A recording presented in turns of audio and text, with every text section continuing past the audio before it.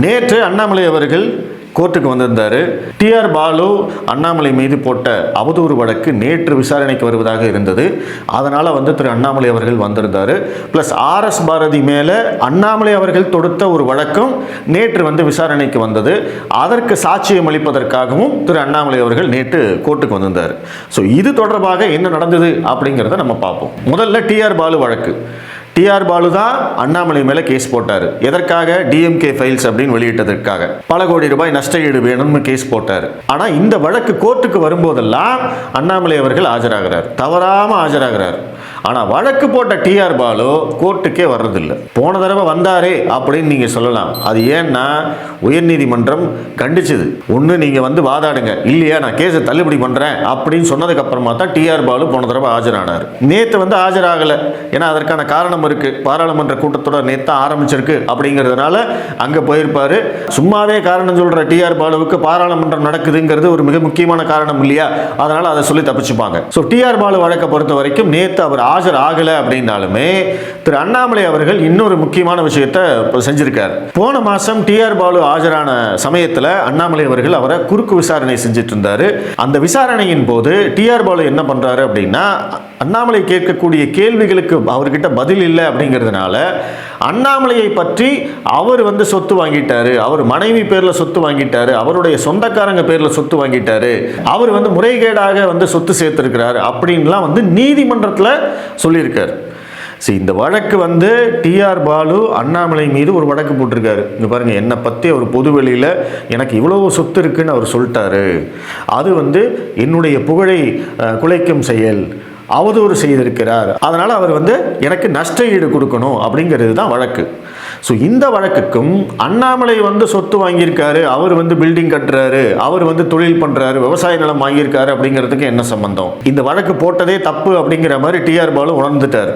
இந்த வழக்கு நிற்காது அப்படிங்கிறது தெரிஞ்சு போச்சு. ஏன்னா அந்த டிஎம்கே ஃபைல்ஸ் அப்படிங்கிறது என்ன அப்படின்னா, ஏற்கனவே திமுகவின் மீது குற்றம் சாட்டப்பட்ட பொதுவெளியில் இருக்கக்கூடிய தகவல்கள் தான் பெரும்பாலும் அதில் இருக்குது. அதனால தான் போன விசாரணையிலேயே அண்ணாமலை அவர்கள் டிஆர் பாலுவை பார்த்து ஒரு கேள்வி கேட்டார். உங்களுக்கு 3 கப்பல் இருக்குது அப்படின்னு அண்ணாமலை நான் சொல்லியிருந்தேன், ஆனால் இதே விஷயத்தை மூக்க அழகிரி சொல்லியிருக்காரு, அது உங்களுக்கு தெரியுமா அப்படின்னு கேட்டபோது எனக்கு தெரியாது அப்படின்னு சொல்லிட்டு அதுக்கப்புறம் கடைசியில் அவர் சொல்றதெல்லாம் உண்மையாயிடுமா அப்படிங்கிற மாதிரி முடிச்சிட்டாரு.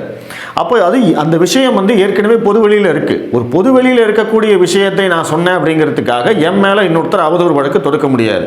அப்போ நீங்கள் என் மேலே தொடுக்கிறீங்கன்னா அவர் மேலேயும் தொடுக்கணும் இல்லை? ஏன் அதை மறுக்கலை, ஏன் அதை கேள்வி கேட்கல அப்படிங்கிறது தான் இங்கே மிக முக்கியமான கேள்வி. ஸோ அதனால் இந்த கேஸ் கோர்ட்டில் நிற்காது.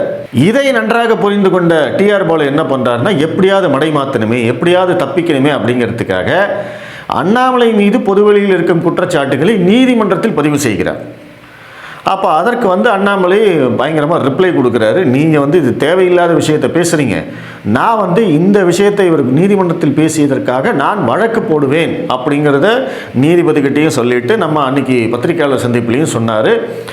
அந்த வழக்குக்காக நேற்று நீதிமன்றத்தில் புகார் கொடுத்திருக்கிறார். அவர் எனக்கு புகார் கொடுத்திருக்கிறார்னு சொன்னார். எனக்கு அது சரியாக புரியல. ஒருவேளை நீதிமன்ற விசாரணையில் நடந்த விஷயம் அப்படிங்கிறதுனால வழக்கு போடுவதற்கு நீதிபதியின் அனுமதி வேண்டுமா அப்படிங்கிற மாதிரி இதுவாக எனக்கு தெரியல. ஸோ அதனால் நீதிபதி கிட்ட அனுமதி கேட்டிருக்காரு அப்படின்னு நான் புரிஞ்சுக்கிறேன். ஸோ இப்போ டிஆர் பாலு மேலே அண்ணாமலை அவர்கள் அவதூறு வழக்கு தொடர்க்க இருக்கிறார்.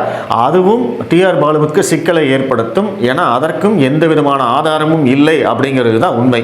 இரண்டாவது வழக்கு என்ன அப்படின்னா, ஆர்எஸ் பாரதி மீது அண்ணாமலை அவர்கள் தொடுத்த அவதூறு வழக்கு. நேற்று அண்ணாமலையே சொன்ன மாதிரி என்னை பற்றி எத்தனையோ அவதூறுகள் சொல்லிக்கிட்டே தான் இருக்காங்க. நான் யார் மேலேயும் கேஸ் போட்டதெல்லாம் கிடையாது. ஆனால் இது ரொம்ப ரொம்ப முக்கியம், இது ரொம்ப அராஜகமான குற்றச்சாட்டு அப்படின்னு சொல்லித்தான் இதற்கு நான் வழக்கு போட்டிருக்கேன் அப்படின்னு சொன்னார். சரி, ஆர்எஸ் பாரதி அப்படி என்ன சொன்னார் அப்படின்னா, இந்த கள்ளக்குறிச்சி கள்ளச்சாராய விஷச்சாராய சாவு நடந்தது இல்லையா, அது நடந்த உடனே ஆர்எஸ் பாரதி பிரஸ் மீட் வச்சு இது பாஜக தான் பின்னிருந்து செய்கிறது, இதற்கும் அண்ணாமலைக்கும் சம்பந்தம் இருக்கு அப்படின்னு பிரஸ் மீட் கொடுத்தார். அதாவது இந்த திமுக அரசாங்கத்துடைய கேடுகட்ட அரசியல் என்ன அப்படின்னு கேட்டிங்கன்னா, அவங்க தப்பிச்சுக்கிறதுக்காக எதை வேணாலும் சொல்லலாம்னு முடிவு பண்ணிட்டாங்க. எல்லா பிரச்சனையிலையும் பாருங்க, நீங்க எந்த கேள்வி கேட்டாலும் பாஜகவை கை காட்டி தப்பிச்சுக்கிறாங்க. ஏன்னா இங்க வந்து அந்த பாஜக எதிர்ப்புன்னு இருக்கு இல்லையா, அதை வந்து ஆழமா வந்து விதைச்சு வச்சிருக்காங்க இல்லையா. உண்மையிலேயே என்ன காரணம் அப்படின்னு தெரியாமையே பாஜகவை வெறுப்பவர்கள் தான் இங்க அதிகம். அதனால திமுக வந்து பாஜக மேல எந்த புகார் சொன்னாலும் அதை நம்புறதுக்குன்னே ஒரு முட்டாள் கூட்டம் இங்க இருக்கு. அதனால எதை வேணாலும் சொல்லலாம் அப்படின்னு இவங்க தப்பிச்சு போறாங்க. நீங்கள் கஞ்சா விற்பனை ஏன்டா அதிகமாச்சுன்னு கேட்டால் எல்லாம் பாஜக காரங்க தான் காரணம். வட மாநிலத்திலேருந்து கஞ்சாவை கொண்டு வராங்கன்னு நம்ம அமைச்சர் பேசினார். சட்டம் ஒழுங்கு பிரச்சனையெல்லாம் ஏன் இப்படி இருக்குன்னா எல்லாத்துக்கும் காரணம் சங்கிக தான். நேற்று கோவை மாவட்டத்தில் கவுண்டம்பாளையம் இருக்கக்கூடிய ஒரு ஆரம்ப பள்ளியில் 43 மாணவ மாணவிகள் வந்து மதிய உணவு அருந்தி அந்த உணவில் வந்து பள்ளி விழுந்த சாப்பாடுன்னு இருந்து சொல்லி எல்லா குழந்தைகளுக்கும் வந்து உடல்நல கோளாறு வந்து அரசு மருத்துவமனையில் அட்மிட் பண்ணியிருக்காங்க. இந்த செய்தி வெளியில் வருது. ஒரு நியூஸ் கார்டு எல்லாரும் நியூஸ்லாம் ஷேர் பண்ண உடனே அதில் வந்து கீழே கமெண்ட் பண்ணுறாங்க, நல்லா பாருங்க இது வந்து யாராவது பாஜக காரன் தான் செஞ்சிருப்பான் அப்படின்னு. அந்த அளவுக்கு இங்கே வந்து பாஜக வெறுப்பு இருக்கு. இது வந்து பாஜக வெறுப்பு அப்படிங்கிறத விட திமுகவை இதுலேருந்து எப்படி காப்பாற்றுவது, அதற்கு ஒரே வழி பாஜக மீது பழி போடுவது. இப்போ திருநெல்வேலி நாங்குநேரியில் வந்து வெட்டி கொண்டாங்க, உங்களுக்கே தெரியும். அதற்கு திருமாவளவன் என்ன பதில் சொன்னார், இது வந்து சனாதன சக்திகளின் சதி.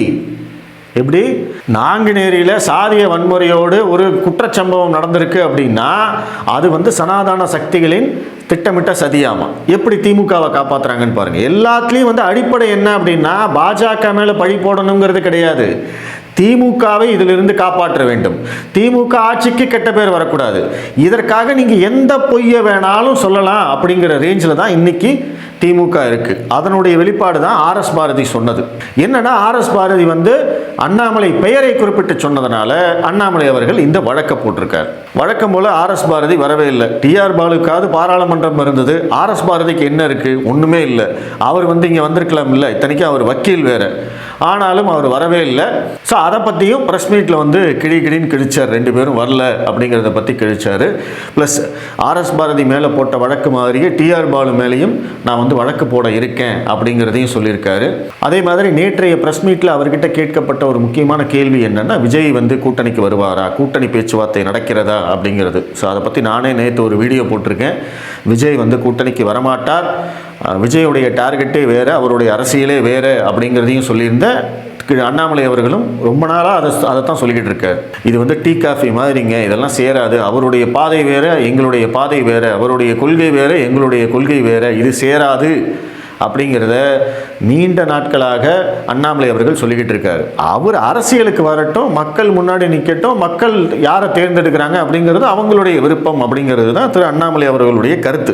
விஜய் கூட தேசிய ஜனநாயக கூட்டணி எந்த விதமான கூட்டணி பேச்சுவார்த்தையும் நடத்தவில்லை அப்படிங்கிறத ரொம்ப தெளிவாக சொல்லியிருக்காரு. நயினார் நாகேந்திரனும் அதை வந்து உறுதிப்படுத்தியிருக்காரு. இந்த கூட்டணி பேச்சுவார்த்தை அப்படிங்கிறதே வந்து ஒரு கட்டுக்கதை, ஒரு நெரேட்டிவ் செட்டிங்காக இவங்க பண்ணியிருக்காங்க அப்படிங்கிறது கரெக்டாக புரியுது. எதற்காக இப்படிப்பட்ட செய்திகளை உருவாக்க வேண்டும்? விஜயும் அமித்ஷாவும் பேசுகிறார், பாஜகவுடன் பேசுகிறார், அதிமுகவுடன் பேசுகிறார், பவன் கல்யாண் பேசுகிறார். இப்படியெல்லாம் செய்திகளை ஏன் தொடர்ச்சியாக உருவாக்கிட்டே இருக்கணும் அப்படின்னா 2 விஷயம். ஒன்று, இந்த 41 பேர் கரூரில் மரணமடைந்த அந்த வழக்கில் சிபிஐ மறுபடியும் விஜய்க்கு சம்மன் அமைச்சிருக்காங்க. இன்னைக்கு வந்து ஆஜராகணும். ஆனால் விஜய் வந்து டைம் கேட்டிருக்காரு, நான் வந்து நேர்காணல் இருக்கு, அதனால வந்து 15ஆம் தேதி நாங்கள் ஆஜராகிறோம் அப்படின்னு சொன்ன உடனே விஜய் சிபிஐயும் தேதியை மாற்றி இன்னொரு சம்மன் அமைச்சிட்டாங்க. 15ஆம் தேதி தான் விஜய் ஆஜராகிறார். ஆனால் ஆக்சுவலாக இன்னைக்கு ஆஜராகணும். அதே மாதிரி ஜனநாயகன் படத்தை அந்த மறு தணிக்கைக்கு அனுப்புகிறேன் அப்படின்னு சொல்லியிருந்தாங்க இல்லையா, அந்த மறு தணிக்கையை நேற்று வந்து பார்க்குற மாதிரி இருந்தது. அப்போ இந்த 2 செய்திகளும் வெளியில் வரும்போது கரெக்டாக வந்து விஜய் வந்து பாஜகவோட கூட்டணி பேச்சுவார்த்தை நடத்துகிறார் அப்படிங்கிற செய்தியை அப்படியே கசிய விடுறாங்க. அப்போ என்ன ஆகும், மறு தணிக்கை செய்கிறதையும் சிபிஐ விசாரணையும் பாஜக கூட்டணியும் இது எல்லாத்தையும் கிளப் பண்ணி பாருங்கள், விஜயை வந்து கையை முறுக்கிறாங்க, விஜயை வந்து மிரட்டுறாங்க, சிபிஐ விசாரணை மூலமாக கூட்டணிக்கு கூப்பிடுறாங்க, அவருடைய படத்தை வைத்து அவரை கூட்டணிக்கு கூப்பிடுறாங்க அப்படிங்கிற ஒரு நெரேட்டிவ் செட் பண்ணலாம் இல்லையா. அதுதான் இதுக்கு மிக முக்கியமான காரணம். இந்த விஜய் வந்து பாஜகவோட கூட்டணி பேசுகிறாரு அப்படிங்கிறதெல்லாம் ஏன் போன வாரம்லாம் சொல்லலை? கரெக்டாக யோசிச்சு பார்க்குறீங்களா? ஏன்னா போன வாரம் வரைக்கும் காங்கிரஸ் வந்து விஜயுடன் பேச்சுவார்த்தை நடத்தி கொண்டிருக்கிறதுங்கிற செய்தி வந்தது. செய்தி மட்டும் இல்லை, அது உண்மையும் கூட. ஏன்னா இதை வந்து காங்கிரஸ் கட்சிக்காரரே வந்து உறுதிப்படுத்தினார், ஆமாம் நாங்கள் பேசிக்கிட்டு தான் இருக்கோம் அப்படின்னு. அது வந்து வதந்தி இல்லை, உண்மை. கடைசியில் என்னாச்சு, திமுகவும் காங்கிரஸும் கூட்டணி உறுதிப்படுத்திக்கிட்டாங்க, முடிஞ்சு போச்சு. ஆனால் அதற்கு பிறகு ஏன் வந்து பாஜக கூட்டணி அப்படின்னு கதை கட்டி விடணும்? ஸோ அதற்கு பின்னாடி இருக்கக்கூடிய அரசியல் அப்படிங்கிறது இதுதான். ஸோ அண்ணாமலை அவர்கள் நேற்று அதை வந்து ரொம்ப தெளிவாக வந்து சொல்லிட்டாரு. விஜய் இந்த பக்கம் வரமாட்டார் அப்படிங்கிறத நானும் வந்து நேற்று ஒரு வீடியோ போட்டிருக்கேன். அந்த வீடியோ முடிஞ்சால் பாருங்கள். ஒரு கம்ப்ளீட் அனாலிசிஸ் ரிப்போர்ட்டு, விஜய் ஏன் வந்து நம்ம கூட்டணிக்கு வரமாட்டார், அவருடைய டார்கெட் யார் அப்படிங்கிறத பற்றிலாம் வந்து ஒரு அனாலிசிஸ் கொடுத்துருக்கேன். நீங்கள் அதை பார்த்துட்டு உங்களுடைய கருத்துக்களை சொல்லுங்கள். நன்றி.